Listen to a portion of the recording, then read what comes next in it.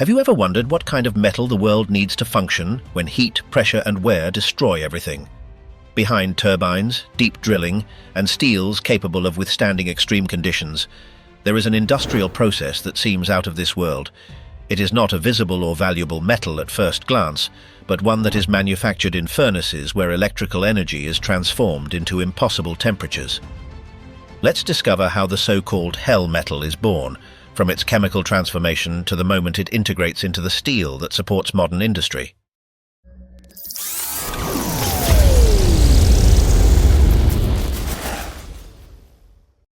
The journey of the so-called hell metal begins in places where almost nothing should work.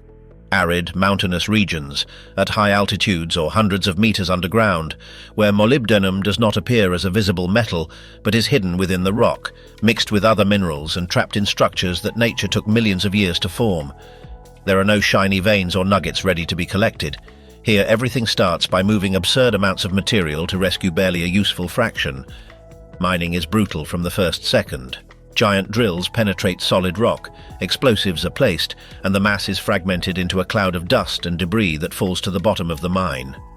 Excavators the size of buildings load that broken rock onto trucks of impossible tons and send it to the processing plants, where the real work just begins. The rock arrives still too large for any real separation, so it enters primary crushers that don't cut or grind but directly crush. Steel jaws or rotating cones reduce huge blocks into more manageable fragments, while the noise and vibrations shake the entire industrial complex. None of this is precise yet, it's pure brute force. The goal is simple: break the mountain until it can keep moving forward. This crushed material travels on endless conveyor belts toward the milling stage, the point where the rock stops looking like rock. In giant mills, steel cylinders several meters long, the ore starts to rotate along with heavy metal balls that strike relentlessly. Each rotation turns fragments into smaller and smaller particles until they are transformed into a very fine powder mixed with water. The milling process seeks no beauty or speed, it seeks liberation. Within each grain of rock, there are microscopic particles of molybdenite trapped, and if that mineral is not freed, the entire subsequent process fails. Sensors, hydrocyclones and control systems repeatedly return material that is still too coarse because here, size matters. A lot. When the rock is pulverized, the pulp moves to one of the most surprising stages of modern metallurgy: flotation. The powder is mixed with water and very specific chemical reagents that modify the surface of certain particles. Then, air is injected into large tanks, and something that seems unnatural happens. The molybdenite particles adhere to the bubbles and slowly rise, forming a thick foam on the surface, while the useless rock sinks. This dark grey foam is the first real treasure of the process. Automatic scrapers constantly remove it and send it to new cleaning stages where the process is repeated over and over to increase concentration. Everything is calibrated to the limit. A mistake in pH, the type of reagent or bubble size, can cause the molybdenum to be lost forever among tons of waste. The concentrate obtained is still loaded with water, so it goes through thickeners and filters that turn it into a solid, dark and dense mass. It then enters dryers, where heat removes the remaining moisture. What comes out of there is no longer common rock. It is a concentrate rich in molybdenite, ready to be chemically transformed. In roasting furnaces, this material is heated in the presence of oxygen. The sulfur is released as gases that must then be treated, and the ore changes its nature. Molybdenite is converted into molybdenum trioxide, a much more reactive powder, lighter in color, and essential for the next stage. This transformation is not decorative, it is crucial. Without it, reducing the metal would be much harder and more expensive. The molybdenum oxide powder obtained in the previous stages cannot be directly introduced into the smelting process without careful preparation.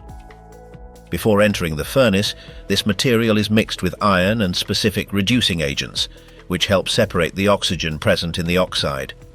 Each industrial facility develops its own formulation, adjusted to the characteristics of the ore, the type of furnace used, and the final quality of the required alloy. These recipes are not improvised. They are the result of years of adjustments, testing, and operational control. The proportions of each component, the grain size, and the homogeneity of the mixture are key factors for the proper development of the process. Uneven distribution or inadequate granulation can lead to incomplete reactions, thermal instability, or unnecessarily high energy consumption. For this reason, the mixture is carefully controlled before being introduced into the furnace, with the goal of ensuring that all materials react uniformly during the smelting process. Once prepared, the charge is introduced into large electric arc furnaces designed to operate under extreme conditions. These facilities are equipped with refractory linings that can withstand very high temperatures and constant thermal cycles. Graphite electrodes descend from the top, conducting electrical energy into the charge. When voltage is applied, an extremely intense electric arc is generated between the electrodes and the charge, concentrating a massive amount of energy in a very small space. This discharge raises the temperature almost instantaneously, creating an environment capable of melting the iron and activating the necessary metallurgical reactions. Under these conditions, oxygen is separated from the molybdenum oxide and removed from the system, while the released elements combine in a liquid state. This is how the alloy formation begins, within a highly controlled process that defines the final properties of the metal. Within this controlled chaos, reduction occurs. Oxygen is separated from molybdenum, iron melts, and both combine to form liquid ferromolybdenum. The metal bath boils like lava as impurities rise to the slag. Everything is observed and adjusted in real time. Experienced operators control the energy, atmosphere, and composition because there is no margin for error here. A small imbalance can ruin tons of material and damage the furnace. When the metal reaches a liquid state inside the furnace, the process still cannot be considered complete. At this stage, the focus is no longer just on temperature or complete fusion of the components, but on the internal quality of the alloy. The purity of the metal is a decisive factor, as even minimal amounts of dissolved gases or microscopic impurities can significantly affect the behavior of the material in demanding industrial applications. To correct this, an advanced refining phase begins. One of the most used methods is the controlled injection of argon gas directly into the metal bath. This inert gas rises through the molten metal in the form of millions of fine bubbles. As they travel, the bubbles capture dissolved gases, non-metallic inclusions, and unwanted residues present in the alloy. These contaminants are slowly transported to the surface, where they can be separated from the main metal. Although this process is not visible to the naked eye, its impact is essential for the final quality of the product. In parallel, continuous chemical composition control is carried out.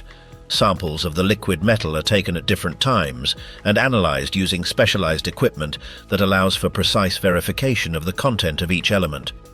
These analyses ensure that the alloy remains within the strict margins set by industrial specifications. Any deviation is corrected in real time through adjustments to the composition or process parameters. The goal is clear: to obtain a homogeneous, stable, and reliable alloy capable of behaving predictably when later incorporated into steel. Once the optimal conditions of purity and composition are achieved, the molten metal is prepared for the next stage. The incandescent material is carefully poured into molds designed to withstand high temperatures and ensure controlled solidification. This process, known as casting, transforms the liquid metal into solid, compact briquettes. Although the final shape appears simple, cooling is a critical phase that requires precise control. The speed at which the metal cools directly influences its internal structure.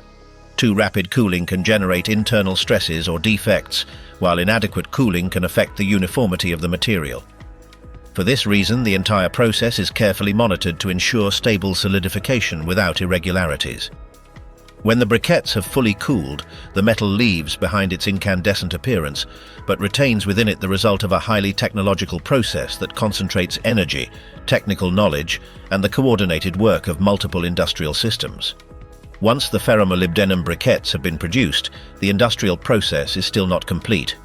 Each one undergoes a rigorous inspection stage where its weight, dimensions, chemical composition, and absence of structural defects are verified.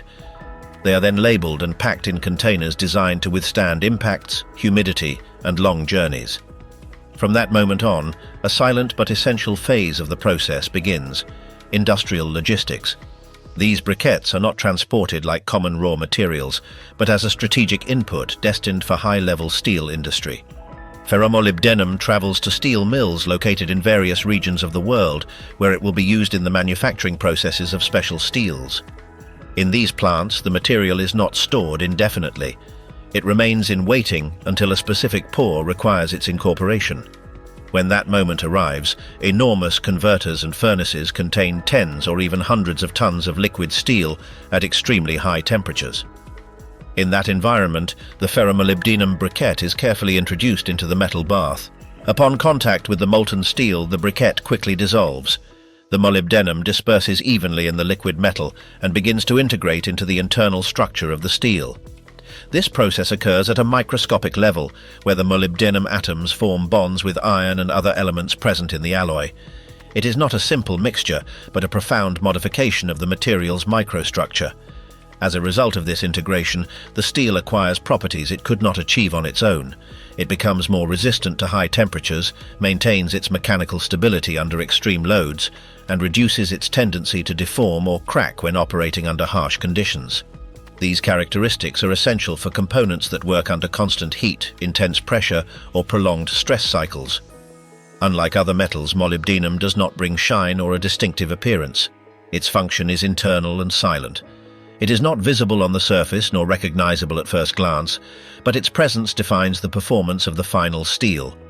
When the metal solidifies and becomes part of industrial parts, sheets, tubes, structures, or mechanical components, the contribution of molybdenum is already permanently incorporated.